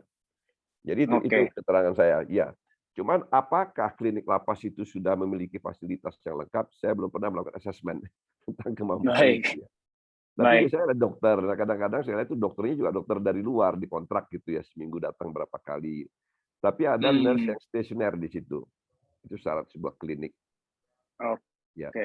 Kalau mau sebetulnya ya saya belum berani mengatakan ya, bisa dilakukan eksplorasi di beberapa klinik lapas ini apakah pemeriksaan awal untuk HIV itu sudah ada di situ. Ya, sebesar apa kapasitasnya? Saya belum punya data tentang itu. Terima kasih. Oke. Baik, ya. Saya pikir ini menjadi menarik ya, dan terutama bagi mereka yang juga terdiagnosis dalam penjara gitu. Dan pada saat mereka keluar, nanti sistemnya akan seperti apa, beralih dari sistem Kumham mungkin ya, karena anggaran kesehatannya ada di bawah Kumham dan beralih pada sistem Kementerian Kesehatan. Saya pikir peralihan-peralihan seperti itu cukup banyak disoroti di literatur sebagai salah satu potensi gap atau terjadi kebocoran kaskade dari penjara yang telah mereka menerima layanan antiretroviral, dan akhirnya mereka menyeberang keluar dari penjara ke komunitas, dan ternyata tidak ada layanan yang mengkoneksikan antara layanan yang ada di penjara dan juga layanan yang ada di komunitas. Itu salah satu tantangannya juga. Baik, saya akan beralih ke pertanyaan berikutnya dari Bu. Mas, oh ya, silakan boleh Pak. saya nambahkan tentang lapas ya, sebenarnya boleh dong. Dengan Prof Askobat bahwa sebenarnya fokus untuk people in prison juga kan sebenarnya juga ada di dalam desain program kita gitu ya, termasuk yang di pendanaan Global Fund pun juga ada. Nah, cuma saya kurang paham level implementasinya. Kalau untuk obat kan memang untuk semua ya, termasuk bahwa tidak ada pengkecualian, kan obat sebagian besar disediakan dari APBN untuk yang treatment. Masih ada beberapa jenis yang didanain oleh pendanaan global. Tapi sebagian besar sudah dari APBN, dan itu disediakan secara gratis kan untuk dan dikecualikan dari semua. Nah, artinya memang tadi bahwa kalau tidak salah untuk di lapas itu dia akan ada satelit dengan menjadi tanggung jawab dengan health sector yang bertanggung jawab di wilayah tersebut. Mekanismenya tentu diatur seperti yang Prof Askobat sampaikan tadi. Nah, untuk prevention programnya juga sebenarnya sudah ada alokasinya gitu ya, setidaknya sudah ada di dalam run-nya juga gitu ya. Jadi harusnya ada. Nah, tapi tinggal implementasinya memang mungkin kita harus perbaikin sama-sama dan perlu diawasi. Jadi di dalam community itu ada sekarang istilahnya community led monitoring. Jadi kan ada skema untuk memberikan feedback untuk perbaikan. Ya. Baik, ya terima kasih jawabannya Pak Adi. Nah, saya akan beralih ke pertanyaan berikutnya. Ini dari Bu Dian Salamena. Mas Ari, tadi saya sudah punya klinik Pratama yang sudah berbasis SIHA. Apakah bisa menjadi klinik yang berbasis komunitas dan mendapat support dari donor? Karena tes HIV di klinik saya gratis, klinik Ayudhya Medika Jakarta Barat. Terima kasih. Dan terus terang mungkin saya bukan orang yang kompeten untuk menjawab pertanyaan ini. Mungkin Dr. Inlicia bisa sedikit memberikan insight untuk pertanyaan ini. Bila klinik Pratama ini sudah berbasis SIHA, apakah bisa menjadi klinik yang berbasis komunitas dan mendapat support dari donor? Kalau dari pengalamannya Angsa Merah sendiri, mungkin Dr. Inlicia bisa sedikit berbagi cerita. Oke, terima kasih. Kalau dari Angsa Merah itu kan yang tadi ya, saya udah jelasin yang Angsa Merah Klinik Fatmawati, itu kan dia memang punyanya yayasan gitu ya. Jadi memang dari awal itu kita sudah disupport oleh pendanaan dari USAID ya. Dulu mungkin namanya bukan EPIC, mungkin masih linkages atau DERAP ya kalau nggak salah saya, lupa. Itu memang sudah didanain gitu. Nah, gimana caranya supaya bisa didanai kan? Pertanyaannya itu ya. Gimana caranya supaya bisa didanai oleh donor di luar? Itu kalau Angsa Merah, jadi Angsa Merah itu sebelum yang punya di Fatmawati itu kan kita ada namanya Angsa Merah Klinik yang di Menteng. Nah, itu jadi udah jadi model kita tuh gitu. Nah, itu kita di situ kasih tahu didokumentasiin segala macam laporan kan terlihat ya kita tuh bagus gitu ya untuk segala ininya apa sih namanya ya kinerjanya gitu ya. Nah nanti tinggal kita membuat proposal kepada donor tersebut gitu. Jadi baik. Gitu sih kalau dari kita. baik, Dan kalau Dr. udah SIHA 20 sih saya rasa mungkin udah jadi PDP mandiri ya kalau udah di DKI Jakarta. Sekarang karena udah SIHA 20, kalau dulu kan sebelumnya kita pun yang di Angsa Merah Fatmawati itu masih satelit gitu. Masih menjadi satelitnya PKM Mampang, tapi sejak menjadi SIHA udah menjadi 20 itu kita udah menjadi mandiri gitu. Oke, jadi kayaknya sih lebih gampang ya kalau untuk membuat program gitu sih. Oke, baik. Terima kasih untuk insight-nya juga, Dr. Inlicia. Dan ini menarik ya, mungkin juga bisa menggunakan swaklola tipe 3 juga ya, ini seperti ini ya, Pak Adi ya. Untuk kasus seperti ini, bagaimana caranya meraise pendanaan itu dari sumber lain, gitu salah satunya donor sebagai option, dan juga mungkin perlu dipertimbangkan juga dengan adanya perluasan atau diversifikasi pendanaan dari sumber lain, seperti misalnya swaklola itu sendiri. Dan tentu saja tadi ini sangat memungkinkan ya, Pak Adi ya. Ya, sepanjang kliniknya juga mungkin bermitra dengan organisasi masyarakat, memenuhi kriteria organisasi masyarakat sipil berarti Mas Arya. Jadi mungkin kalau dia under yayasan dan yayasannya kemudian bermitra untuk dengan pemerintah dan bisa ada alokasi pembiayaan untuk itu tentunya.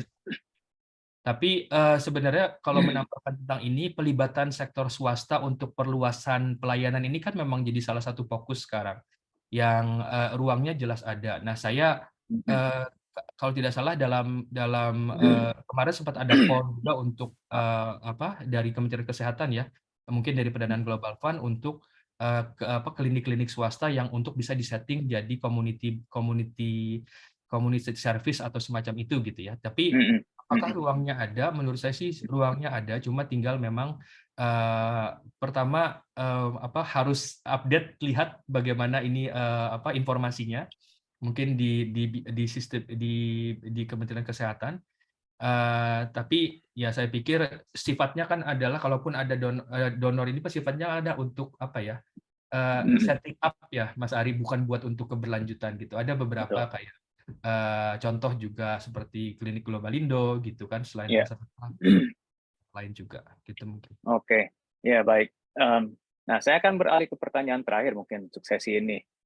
Dari Pak Trijoko Yudo Puspito. Sebagian ODIF bukanlah PBI, gitu, penerima bantuan iuran dalam skema BPJS. Apakah ARV cost sharing bisa diterapkan? ARV Angsa Merah dari program atau mandiri ya? Gitu. Saya pikir ada dua pertanyaan ini. Pertanyaan umumnya, apakah ARV cost sharing ini bisa diterapkan sebenarnya? Mungkin ini pertanyaan yang lebih tepat untuk saya coba tanyakan ini ke Prof. Prof. Askobat mungkin ya, untuk pertanyaan pertama, apakah ARV cost sharing bisa diterapkan? Dan berikutnya ini lebih direct untuk Angsa Merah. ARV Angsa Merah dari program atau mandiri? Ya, gitu. Mungkin Prof. Askobat bagaimana pendapatnya tentang cost sharing ARV itu? Misalnya pasien membayar mungkin out of pocket sekitar 20% atau 30%. Apakah ini memang berpengaruh nanti misalnya terhadap akses, walaupun kita tahu pasti ini akan mengurangi beban untuk pengeluaran negara untuk dalam pembelian ARV. Tapi dalam satu sisi, apakah ini bisa berimbas negatif juga untuk misalnya demand atau permintaan untuk ARV itu sendiri dari pasien? Mungkin itu pertanyaan saya, Prof. Askobar. Kalau cost sharing, Ya. di dalam Undang-Undang 40 itu sangat dibatasi ya. Itu hanya boleh untuk pelayanan-pelayanan yang bisa menimbulkan moral hazard. Jadi dari sini tidak boleh cost sharing. Cost sharing itu menjadi barrier to entry, to access. Apalagi untuk obat ya. Ini kan obat dimakan tiap hari begitu ya. Jadi pasal 22 itu mengatakan ini tidak termasuk yang boleh cost sharing. Oke. Ya, wajib dibayarkan oleh payer itu BPJS dan nanti tentu dihitung di dalam iuran premi begitu. Baik. Tapi sekarang kan obat juga masih ditanggung di luar BPJS dari APBN misalnya kan ya. Jadi cost sharing itu memang tidak begitu disenangi dalam sistem jaminan sosial. Ya, walaupun kecil kadang-kadang ya orang nggak punya cash jadi nggak berobat. Oke, baik. Jadi tidak. Iya, Saya juga oke. tidak ingin kalau misalnya untuk HIV ini dilakukan cost sharing gitu ya. Sangat Baik. dibatasi dalam Undang-Undang JKN. Terima kasih. Baik, oke, ya. Jadi sangat jelas ya tadi dari Profesor Askobar gitu. Cost sharing ini sangat amat dibatasi gitu dalam peraturan undang-undangnya yang berhubungan dengan BPJS. Nah, berikutnya untuk yang angsa merah, ARV angsa merah itu dari program atau mandiri kah? Mungkin singkat Kita aja Dokter Indonesia. Oke, dari program. Dari program itu ya? Iya, dari Sudinkes. Dari Sudinkes. Oke, berarti tidak diperoleh sendiri itu. Maksudnya ini ARV yang dari pemerintah juga dan dibantu disalurkan oleh angsa merah seperti itu ya? Betul. Dan tidak dipungut biaya dong pastinya. Kecuali untuk mungkin dokternya ya. Sama Mbak Yaya administrasinya aja, tapi kalau obatnya itu gratis gitu. Nah, terus kalau untuk yang tadi kan ada pasien angsa merah pos, pasien mobile, itu kalau yang terdiagnosa HIV positif kan kita langsung memberikan same day ARV ya. Nah, itu ARV-nya itu benar-benar gratis, jadi adminnya juga nggak ada gitu. Kalau di klinik adminnya masih dikenakan, tapi obatnya gratis. Dan semua obat dari program. Baik. Ya, oke. Terima kasih. Saya pikir sudah jelas di jawabannya ya untuk masalah ARV ini. Oke, itu mungkin pertanyaan terakhir untuk sesi ini dan kita masih ada beberapa menit lagi yang akan saya gunakan untuk menutup sesi ini dan kita akan beralih ke sesi berikutnya, itu sesi bersama bukan sesi satelit lagi. Dan kita mempunyai beberapa banyak kesimpulan yang menarik di sini.